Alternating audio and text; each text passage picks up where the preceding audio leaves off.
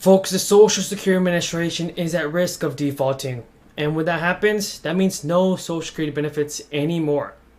New payments will be going out to eligible seniors in just a couple of days, so get your stimulus ready. You can be getting it actually sooner than we all expected. That's because of what this President Biden just did for the fourth stimulus check. Watch this, folks. You don't want to miss out on the important news. Nearly all American workers are eligible for Social Security. People can choose to start receiving them pretty much at the age of 62.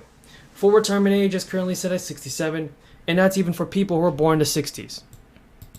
But nearly 90% of eligible Americans claim Social Security at or before the full retirement age, with about a third of beneficiaries claiming the age 62 as their earliest time possible. But if you are one of the few who can hold out and start claiming later, well, it's going to have significant impacts on your financial life. According to economists, lawmakers, things like this, Social Security is just careening towards insolvency.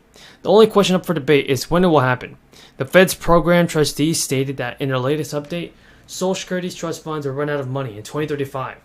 But less than 2 months ago, the Budget Office projected Social Security would become insolvent in just 10 years.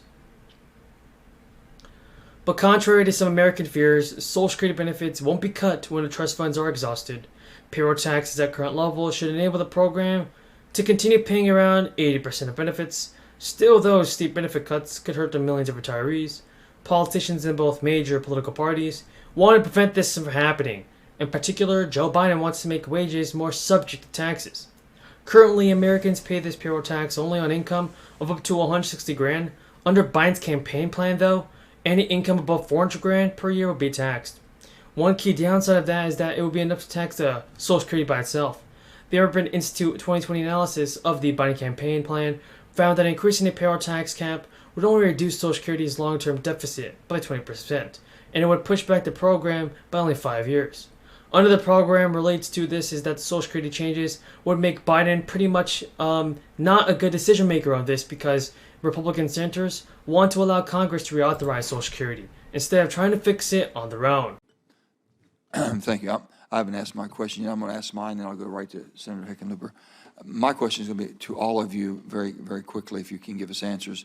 Inflation. What's inflation in your territories? What is the inflation? What is the most contributing factor to inflation? What are you fighting the most right now? Is it food? Is it energy prices? What is it? But where's your inflation rate? What's your greatest? The long answer is the Social Security Act doesn't allow the agency to use money for administrative work not connected to its main mission. So they couldn't get the IRS the information it needed to send out checks. But thanks to some legal wrangling, that's been worked out. One group left out of this good news, VA beneficiaries. The IRS says it's continuing to review data it has on people who get form of an annual dividend to benefit current and future generations. Although the deadline is March 31st of the year for which you're applying, there are some exceptions. According to officials, applicants who filed an application online and have been determined eligible will receive a September 22 stimulus payment. That's until the end of October at least. In the Washington Working Families Tax Credit aims to offer financial support to residents for the state range from $50 to $100. Now, these payments will be allocated to individuals and families taking into account specific criteria like the income level and the number of qualifying children in the household. Furthermore, eligible recipients will have a 3-year window to claim the credit. Massachusetts has also already began doing this, and if you haven't even filed your 2021 return, you can still get a refund as well if you file by September 15. If you're eligible for a refund, you should receive it about 1 month after you file. The New Mexico Taxation and Revenue Department started issuing rebate checks of up to $1,000 for the married couples, heads of households, and surviving spouses, and even $500 for single filers. Eligible residents who filed a 2021 income tax return are not even declared dependent on another tax return if they will receive a payment automatically.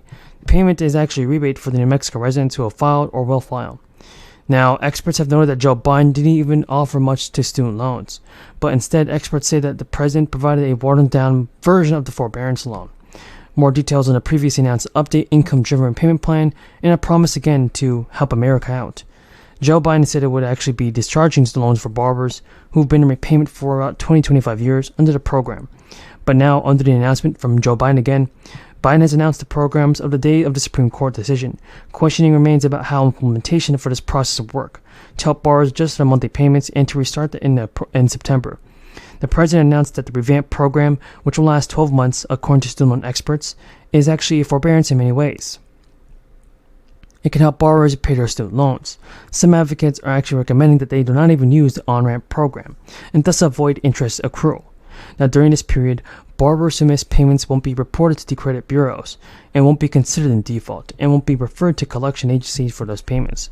It's similar to the payment pause during the crisis, which was actually called forbearance.